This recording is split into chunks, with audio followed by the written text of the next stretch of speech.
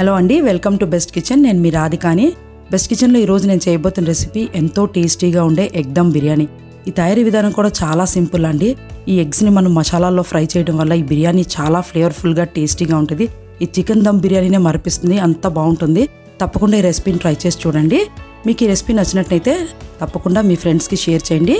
నా ఛానల్ని సబ్స్క్రైబ్ చేయడం మాత్రం మర్చిపోకండి. పక్కనే ఉన్న బెల్ ఐకాన్ ప్రెస్ చేయడం వల్ల మీకు నా ఫ్యూచర్ నోటిఫికేషన్స్ అన్నీ వస్తాయి, రెసిపీస్ పోస్టింగ్స్.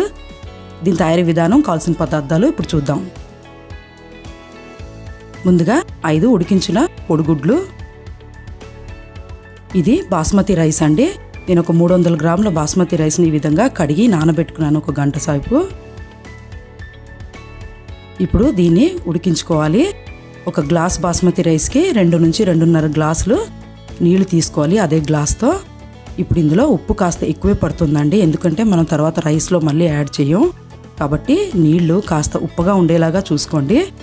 ఇప్పుడు ఇందులో బిర్యానీ ఆకులు, 2 నుంచి 3 పచ్చిమిరపకాయలు, కాస్తంత ఫ్లేవర్ కోసం పుదీనా, కొత్తిమీర. ఇప్పుడు ఈ మసాలా దినుసులన్నీ ఇందులో వేయాలండి. దాల్చిన చెక్క, లవంగా, షాజీరా, మరాఠీ ముగ్గ ఇవన్నీ వేయాలి. ఇప్పుడు ఇది ఇందులో కాస్తంత అల్లం వెల్లుల్లి పేస్ట్ 1 స్పూన్ వేస్తే సరిపోతుంది. దానివల్ల బిర్యానీ రైస్ చాలా టేస్టీగా ఉంటుంది. ఇప్పుడు ఇది మరిగిందండి, రోలింగ్ బాయిలింగ్ వచ్చింది. ఇప్పుడు ఇందులో మనం గంట సేపు నానబెట్టుకుని ఈ బాస్మతి రైస్ని ఇందులో వేసుకొని మీడియం ఫ్లేమ్లో ఉడికించుకోవాలి. ఇది 70 to 80% ఉడికితే సరిపోతుందండి. ఇప్పుడు ఇంతలోగా ఇంకో స్టవ్ మీద ప్యాన్ పెట్టుకొని మనం ఆనియన్స్ని ఫ్రై చేసుకోవాలి. బ్రౌన్ కలర్ వచ్చేంత వరకు కాస్తంత ఆయిల్ వేసుకొని దీని కలర్ మారేంత వరకు మనం ఫ్రై చేసుకోవాలి. ఇప్పుడు రైస్ ఉడికిందా లేదా ఈ విధంగా మనం చెక్ చేసుకోవచ్చు. ఒక 10 నిమిషాల పాటు మరిగితే సరిపోతుందండి. ఉడికితే ఈ విధంగా రైస్ బ్రేక్ అవ్వాలి. అప్పుడు ఇది 70 to 80% ఉడికినట్టు. దీన్ని ఇప్పుడు మనం డ్రైన్ చేసుకొని ఈ రైస్ని ఒక పాత్రలోకి ఈ విధంగా తీసుకోవాలి. ఇప్పుడు ఈ బ్రౌన్ ఆనియన్స్ కాస్తంత కలర్ మారిందండి.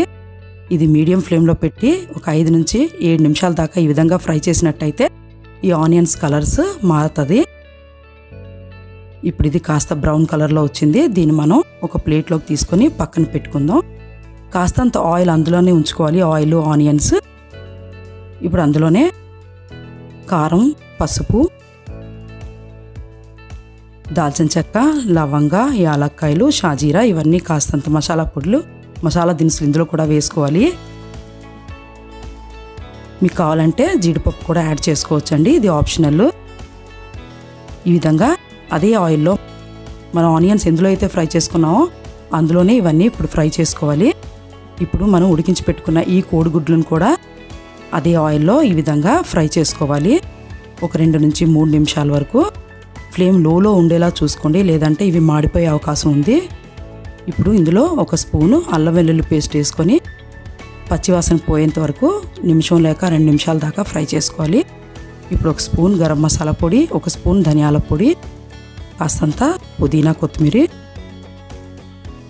వేసుకొని ఫైనల్గా 2 గరిటెల పెరుగు వేసుకోవాలండి. అంటే 3 నుంచి 4 స్పూన్స్ వరకు పెరుగు వేసుకొని ఈ విధంగా ఫ్రై చేసుకోవాలి. ఇదొక చిన్న గ్రేవీ లాగా తయారవుతుంది, ఎందుకంటే ఇందులో మనం ఆనియన్స్ కూడా కలిపాం. ఫైనల్గా కాస్తంత ఉప్పు వేసుకుంటే సరిపోతుంది. ఇప్పుడు దీన్ని 2 భాగాలుగా చేయాలండి. ఇలా 3 గుడ్లు కాస్తంత గ్రేవీని తీసుకొని ఒక బౌల్లో తీసుకొని ఈ విధంగా పక్కన పెట్టుకోవాలి.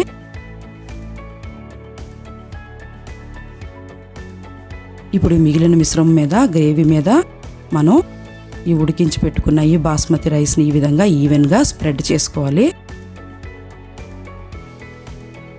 ఈ విధంగా వేసుకున్న తర్వాత సగం రైస్ వేసుకున్నాక ఈ మిగిలిన ఎగ్స్ని, మిశ్రమాన్ని కూడా ఇప్పుడు మనం ఈ ఫస్ట్ లేయర్ మీద వేసుకోవాలి. ఇలా 2 భాగాలుగా చేయడం వల్ల రైస్ అన్నది చాలా ఫ్లేవర్ఫుల్గా, టేస్టీగా ఉంటుందండి బిర్యానీ రైస్. చూడండి, ఈ విధంగా మనం మిగిలిన ఎగ్స్ మిశ్రమాన్ని ఈ విధంగా వేసుకొని మళ్ళీ దీని మీద మిగిలిన ఈ రైస్ని ఈ విధంగా స్ప్రెడ్ చేసుకోవాలి.